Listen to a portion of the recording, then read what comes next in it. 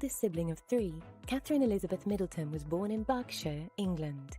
Raised by mother and father, Michael and Carol Middleton. Both, of highly different backgrounds, found love was in the air as they incidentally met at Carol's occupation as an air hostess and Father Michael's job as an international dispatcher. It was on Michael's side that a glimpse into British aristocracy was already prevalent, born into a wealthy family from Leeds, West Yorkshire. And Carol's side, a decidedly working-class group of coal miners and builders. I think the ways the Middletons have been integrated into royal life, so to speak, has been quite seminal and unprecedented. Often girls would marry into the royal family and their in-laws would sort of be ignored or shoved away. The Middletons are hugely interested, a family that's married into the House of Windsor. And what they did is what good parents have always done. They've invested in education. It cost them a lot of money. They sent all of their 3 children to good schools, in the case of Kate, to Marlborough School, which is one of the top public schools, which means private in British terms, schools, where she did quite well. It was thanks to this success that Kate, sister Pippa, and youngest brother James were set for an interesting, diverse, and financially forward upbringing.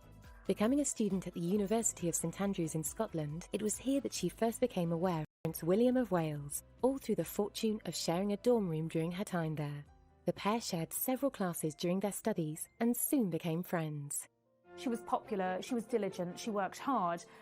She ended up going on to Down House at the age of 13.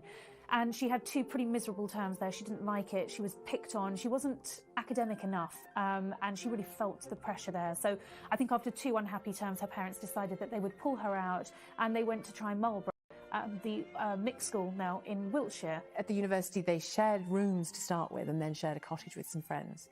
And as they said, you know, by their own account, they said that they were friends first and then the romance began. And it seems that the royal family were protecting William. It's about William to start with, but then William and Kate when the relationship began, because they did a lot of their early courting in St Andrews at the Queen's estate in Balmoral.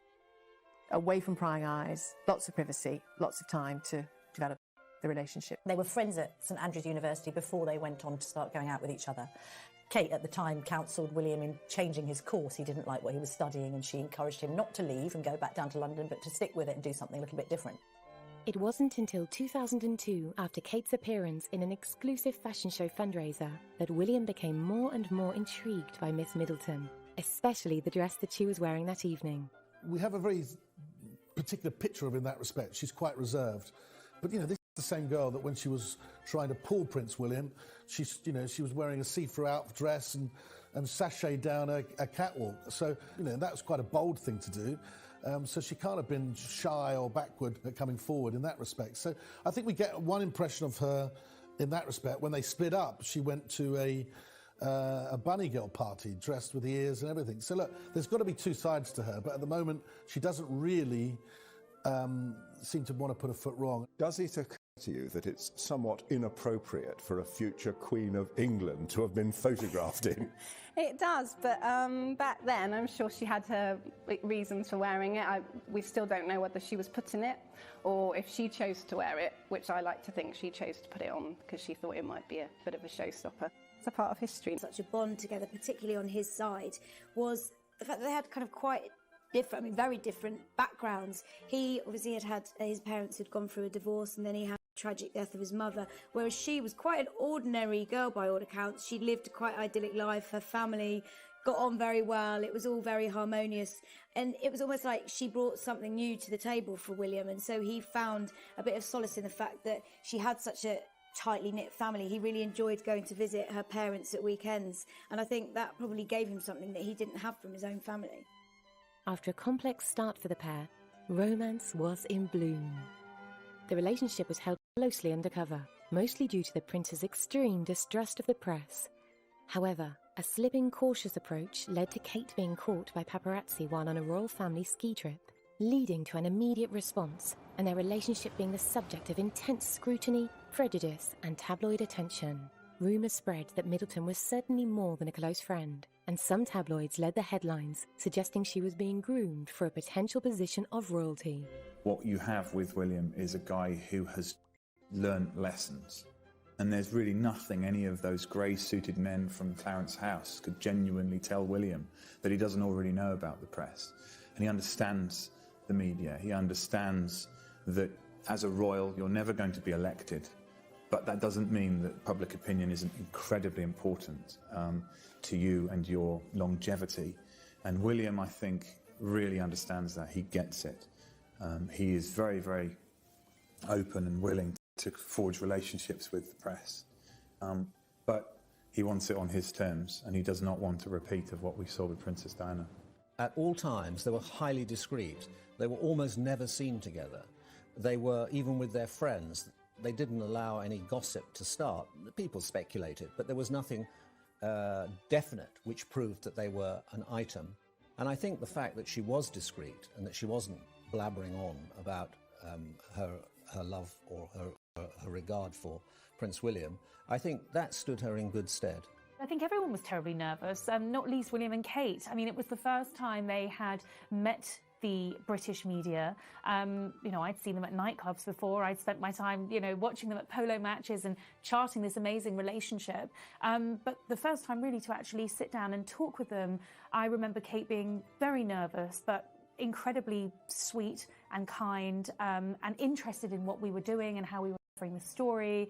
And they both just seemed so well matched. You could see it in their body chemistry even at that stage, and on at a moment, you know, fraught with nerves. They were about to meet the world's press. All the paparazzi and the photographers, rather, were waiting next door to take their picture. I remember William having his hand in the small of Kate's back, you know, guiding her, making sure she was all right. And I think that's what you've seen over the years. You know, he has wanted to just make sure that she is comfortable. I think there's a huge amount of trust there, not just between them, but their circle of friend, their social circle of trust, their closest friend who would never dream of leaking anything to the press and really protect them. I think equally, one of the secrets of the success of their marriage is that they do seem much more equal than, say, for instance, Charles and Diana. I think as well, Kate has been very careful not to upstage her husband. I think that she's the yin to his yang in that he, although a level-headed, down-the-line kind of guy, can be prone to a few temper tantrums, perhaps, and likes to dig his heels in and knows his own mind. And I think because sometimes quite angry, one gets the impression that Kate's the one sort of pulling him back and reining him in and saying, all right, let's just keep calm. And I think as well, why Kate's brilliant for William is she has been so well brought up in such a loving and stable family, the kind of family, let's face it, the prince has never really had, that's hugely grounding for him. And actually her middle classness and her lack of aristocratic airs and graces and the fact that she isn't royalty is no bad thing, because it dilutes the royal family a little bit and it reminds this man who has been brought up knowing nothing else but royal life what real life is like. And I think for their children that provides them with a much better grounding with which to grow up. Never before have members of the royal family been seen in the same way as we view celebrities, but Kate and William are a very good-looking pair, and because they come across so down-to-earth, I think we're viewing them in a completely different way.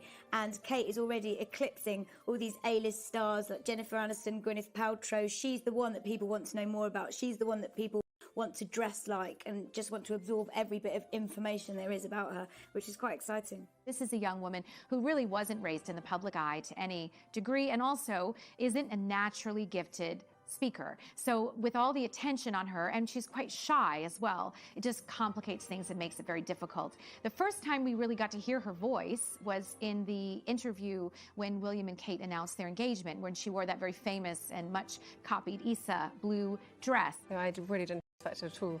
I thought he might have sort of maybe thought about it, but no. It was a total shock when it came, and very excited.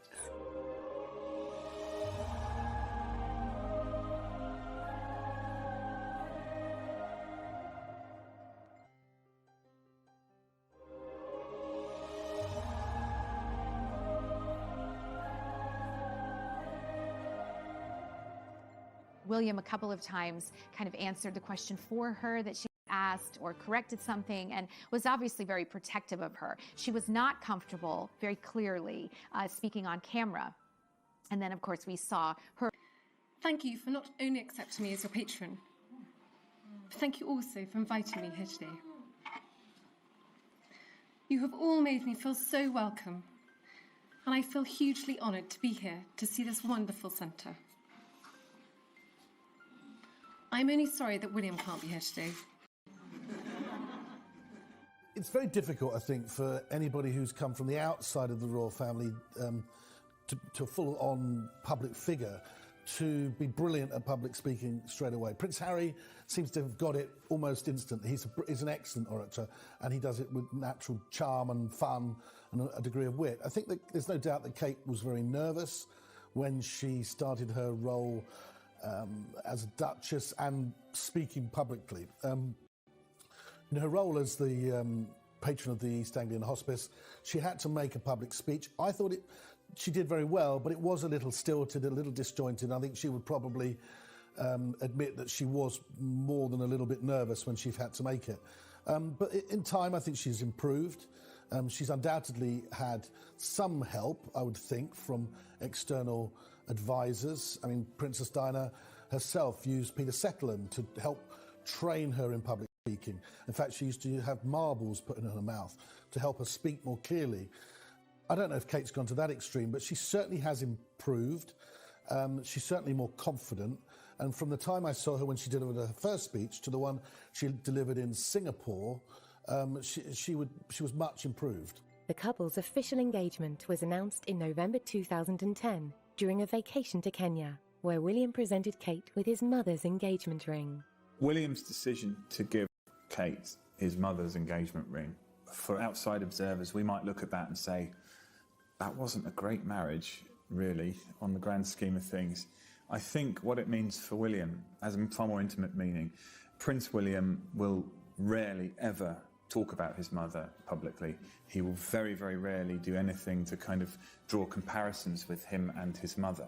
And certainly he hates the thought that Kate might be seen as the new Princess Diana.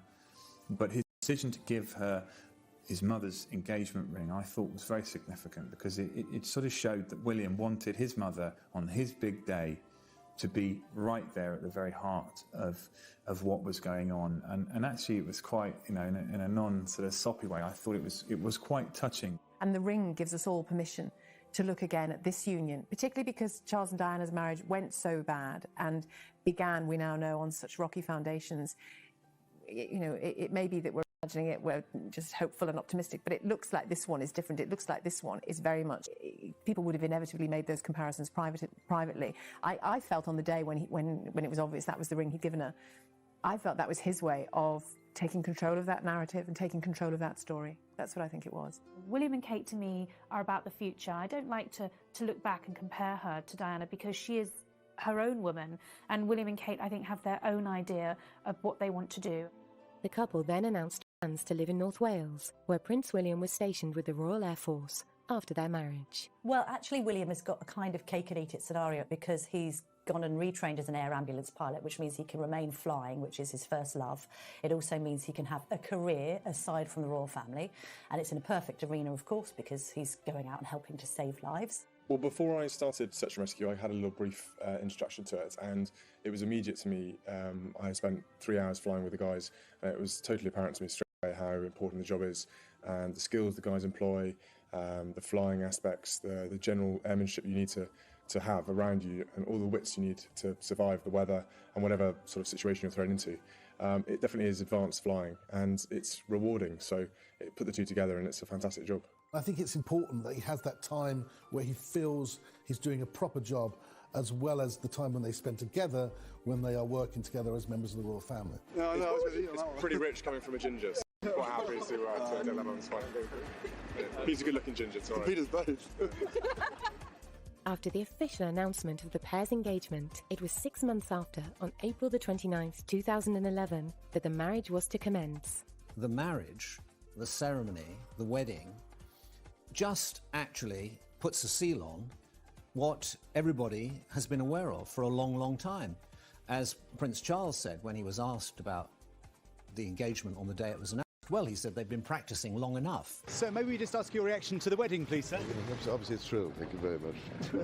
Practicing for long enough. So it's been very important for the royal family this time around to make it clear that they're not trying to push the idea of some sort of fairy tale wedding.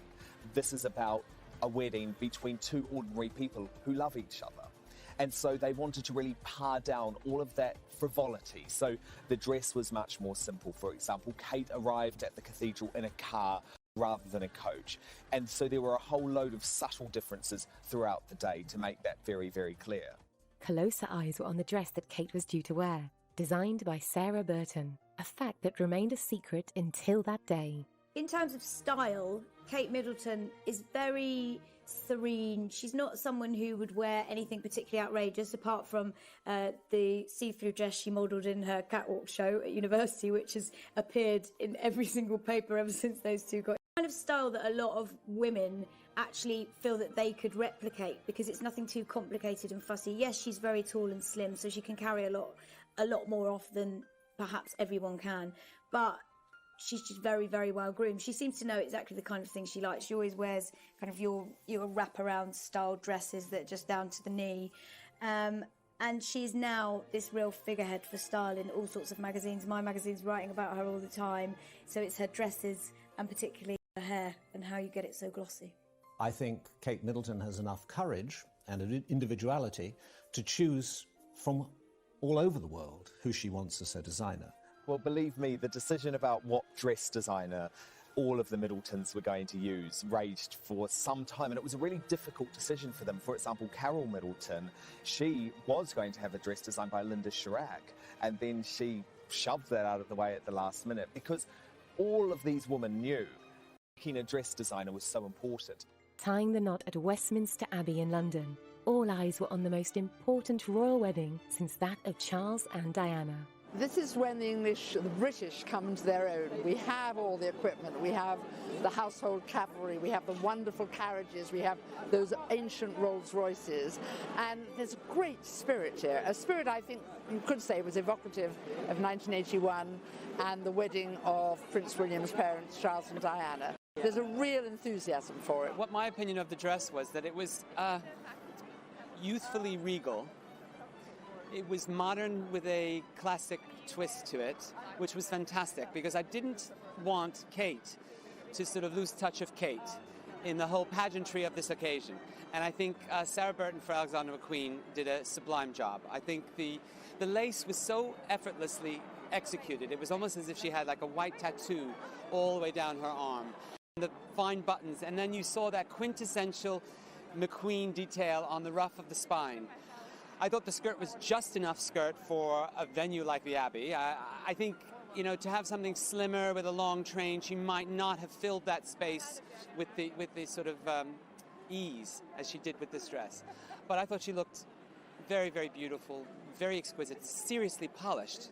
Royal sources tell me that the royals indicated very strongly to Kate that they would prefer her to wear her hair up for this very special occasion. However, Kate had her heart set on wearing her hair down with long flowing curls, which is her favorite way to wear it, and actually William's favorite as well. They ended up compromising on her look. She had kind of a half up, half down. So from the front, she had an updo. From the back, she had the long flowing curls she wanted.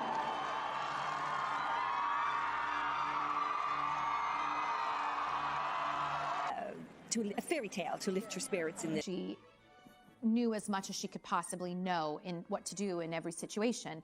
Bearing in mind, of course, she didn't really grow up in this world. There were things like learning how to get out of a carriage without exposing your modesty and things like that that you would never think you would have to learn. But of course, a woman in her position would certainly need to know how to weigh down the hem of your dress to make sure it doesn't blow in the wind. There were all kinds of small details, little bits of etiquette, how to sit, who to curtsy to, who not to curtsy to, what fork to use, whatever else, that they felt she needed to know. She was actually given lessons on how to be a royal wife. Kate hopefully stepping up a little bit more and taking on more responsibilities in her own royal role and growing in confidence into her royal role. It is still early days, but I think there's a sense that we want her to perhaps reach out a little bit further than she has done. But it's going to be softly, softly. They're in no rush, that couple. People forget William isn't heir to the throne, his father is. He's second in line, so there's still time. And the Queen is still going as strong as ever. So at the moment, I think maintaining the status quo is key. You know, once you married into the royal family, you became a Windsor, and that was that. Well, it was different when Kate and William got married. And when William asked Kate to marry him, he made it very clear that she wouldn't have to leave her family behind her once she married into his family, promised that they'd always stay a part of the family, and they have done, whether it's joining the Queen at Ascot or being on an important barge within the Queen's fleet at the Diamond Jubilee celebrations. Given she is a commoner, the royal family have a high opinion of Kate. Prince Charles in particular was close to her from the early days. Camilla has obviously become involved. Camilla Parker Bowles, now Prince Charles's wife, has become involved and even took her to lunch quite publicly before the wedding as a real show that she's accepted Kate into the fold.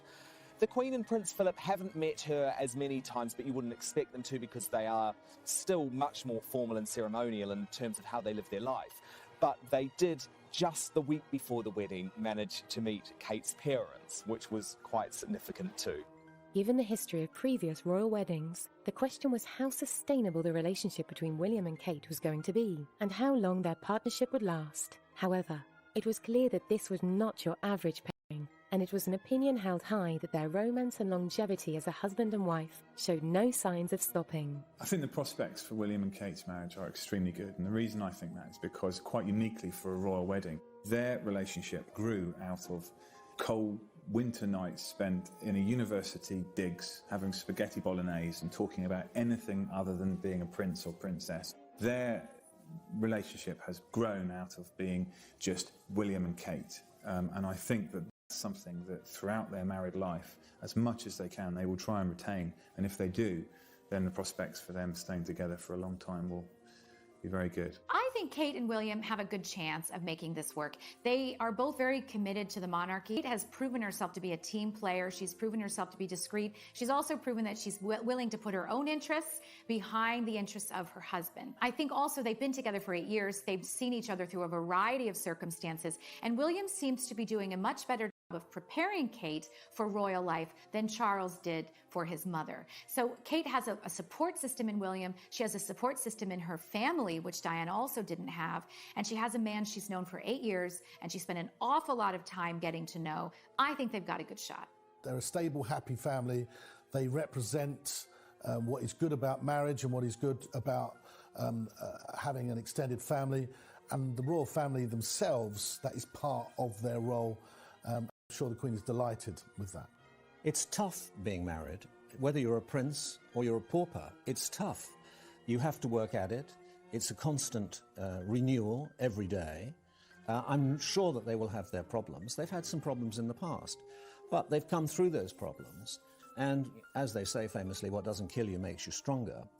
And I think they have got a very, very good basis for the marriage ahead.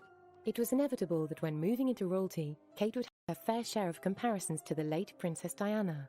Becoming Duchess of Cambridge left fans of the monarchy curious of how she would settle and her similarities to William's mother. People are always asking me, well, how alike is Kate to Diana? And I always say that they're actually incredibly different women. They look very different. You know, Diana was blonde, beautiful and leggy.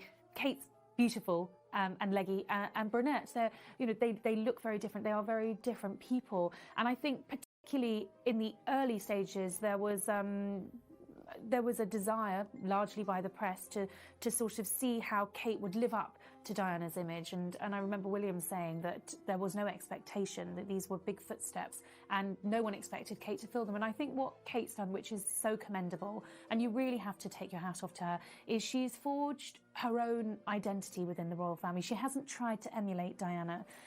You know, she's a style icon, but I'd say she's quite a reluctant style icon. She's wanting to put her stamp in other areas. Within the comparison, there are huge differences. She's 10 years older than the Princess of Wales was when she married Prince Charles. She's more educated. She's more experienced.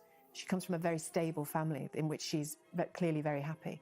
Diana didn't have those things, did she? She had huge charisma, huge inspirational things that she did, and she had massive natural ability with people. You know, we've all seen it, we all know it. It's well documented and accepted. But Kate Middleton looks to be a different creature. And I think she'll just show that herself. And you couldn't try and measure yourself against Diana because she was a really seen as an icon like Princess Diana was. And I think that's because Diana was had frailties and faults as well. Kate hasn't really put those out there. She's almost too good to be true sometimes. And I think a lot of younger people find the overwhelming privilege that she has, and the fact that she maybe stuck around too long to marry Prince William, as both seeing a little bit against her. And I think were Diana here, I think she would approve of Kate Middleton. She might feel like some mothers do, oh dear, I don't want to lose my son to any woman, you know, but I think she would approve. She would see in Kate Middleton some admirable qualities, and she'd feel that her son would be safe with her. I'm sure of that. I think she would approve of it immensely. I think it's really important that she doesn't look anything like her. I was thinking that the other day, looking at the engagement pictures. She's a beautiful woman.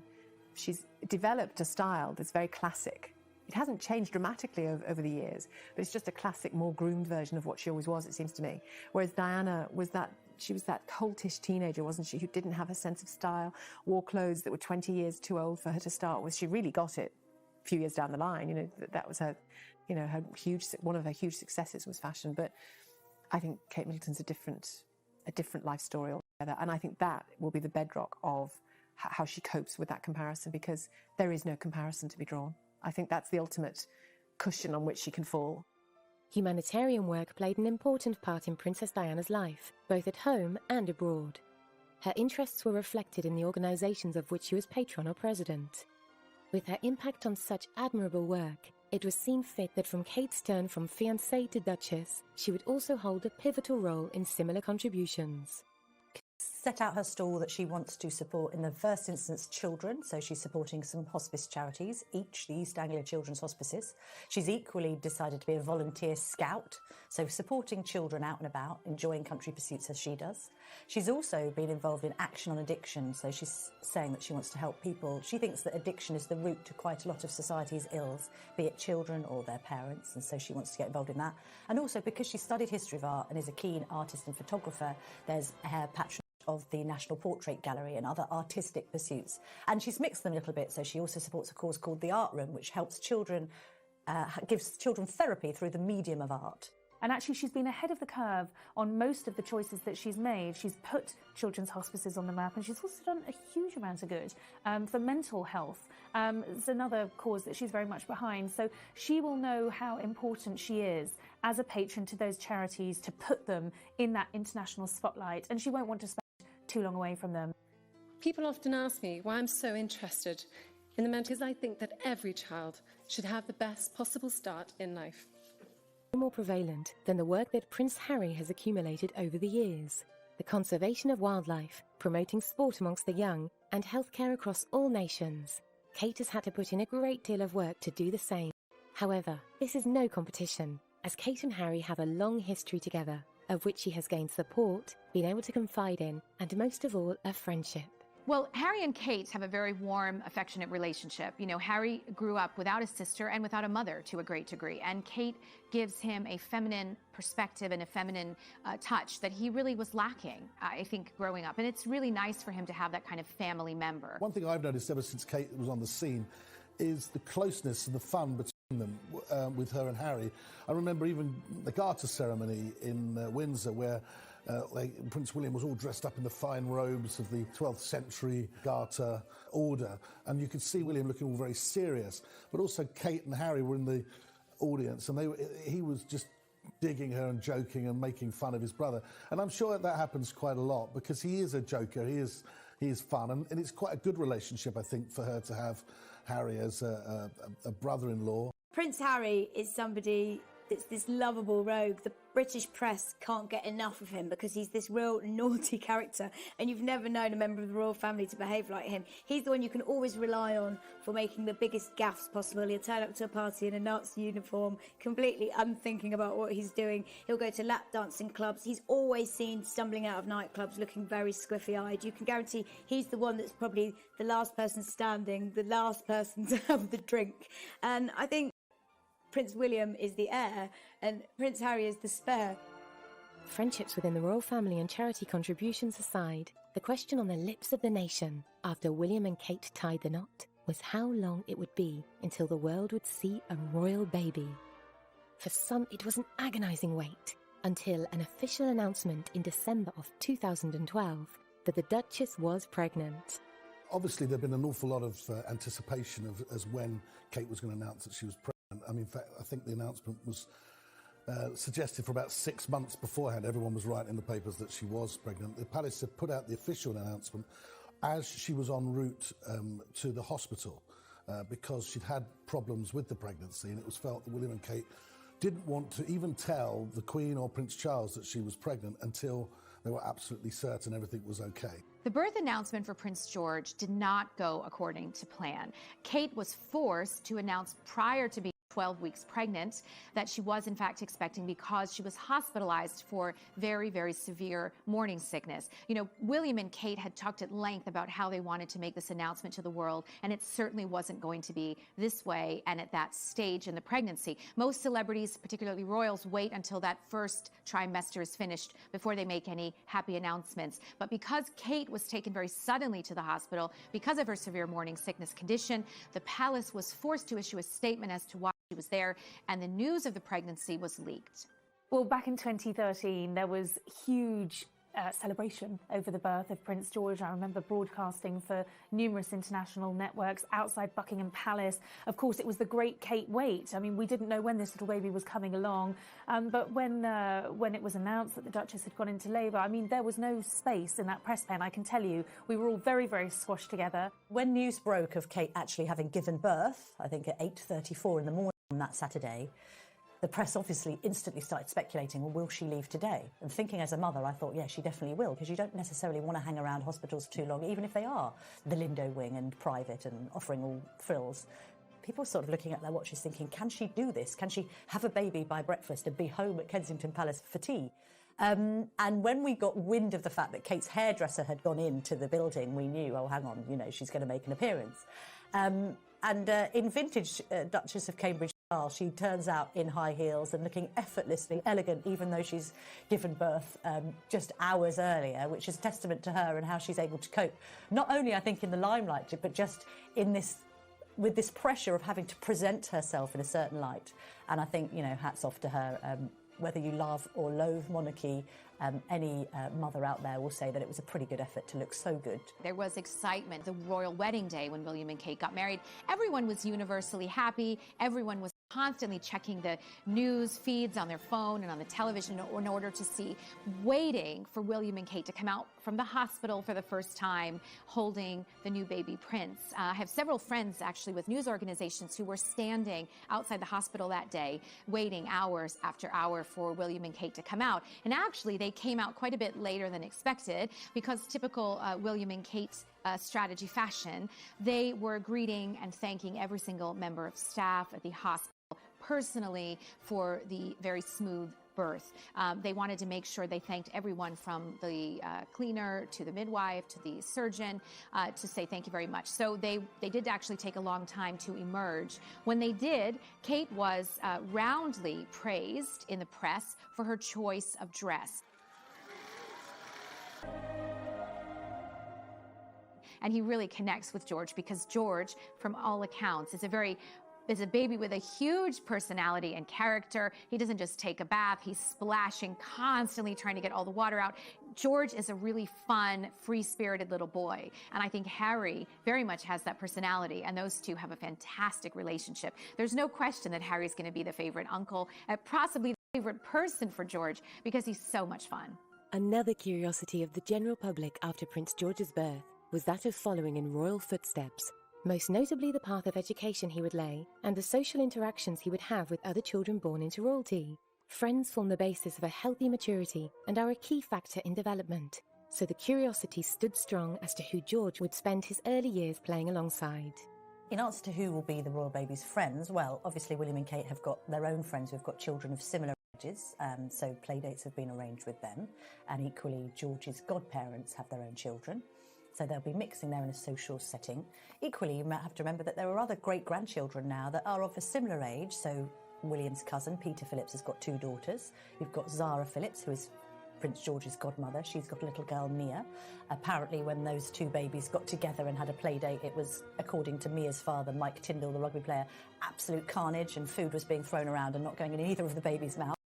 So you've always got scope for a friendship there. But I think gradually, like, as with any child, you know, there will be children who the child meets as well through school. They will follow a very similar pattern to their own parents, and I include Kate in that because she was privately educated like William from the start. Schools would be appropriate, and then move on maybe to Eton or even a day school, St Paul's, Westminster, something like that. My feeling is, though, that with both William and Kate being educated privately, Kate at Marlborough, William at Eton, that they would follow a similar pattern, simply because it's difficult, I think, for someone who's going to be the future king to be seen as just one of the boys or just normal, because and therefore somewhere like Eton would give them, or even some of the other top public schools like Westminster, St Paul's, would give them the peer group that would be easier for them to be educated in, really. You know, Prince William is a very loving, warm individual, and he and Kate have a very solid and affectionate relationship.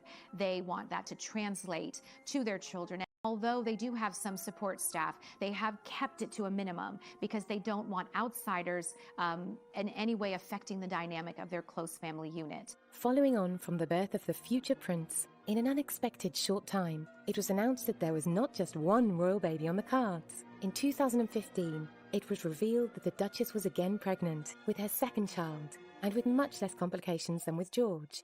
Both William and Kate were happy to announce that Princess Charlotte was on her way. And again, the world stood still as happiness reigned over the monarchy with the prospect of a baby sister for their son. Well, I think when it was announced that they'd had a little girl, it was a great cause of national celebration. Of course, a little sister for Prince George, the daughter that Prince William had always wanted, the granddaughter that Charles had always wanted, but actually, historically, a really important little girl, because she will hold her place in the lineage of succession. The antiquated male primogeniture laws were outcast just before Prince George's birth, in case he been a little girl. Now, had those laws not been changed, and had the couple or are the couple to go on and have another child that may be a boy, well, Charlotte would have lost her place in succession. With the laws being changed, she will hold on to that position. She is the fourth in line to the throne, and no little boy born hereafter will take that place away from her. So she is historically very, very important. Well, Charlotte's birth certainly does herald the dawn of a new era for girl power, in that we have a girl in a prominent position at the senior end of the royal family. Obviously, with the Queen, the ultimate exponent of girl power on the throne, but we face the prospect now of 3 kings in line, so we're not going to see another woman on the throne for many, many, many years. So how lovely to have Charlotte in this role, bringing up the rear. She's rather unkindly called the spare to the heir, as Prince Harry is, but as he has proved himself, it's a role that you can make your own, and I'm sure all eyes will be on Charlotte. In fact, there'll probably be even more scrutiny on her because she's female, but yeah, I mean, how great to have the pitter-patter of pink feet in the royal line of succession.